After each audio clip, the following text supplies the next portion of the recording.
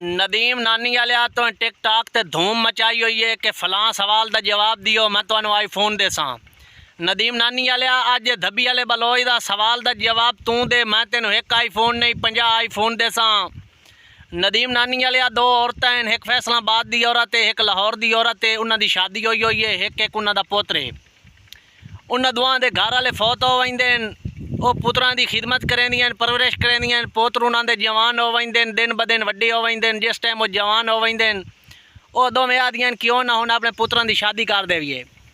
लाहौर वाली औरत टुर पौंदी है अपने पुत्र के लिए रिश्ता गोलन, फैसलाबाद वाली अपने पुत्र के लिए रिश्ता गोलन लई टुर पैंदी है। तो उन्होंने दोनों का टकरा, दोनों औरतों का शेखुपूरे च होंदा है।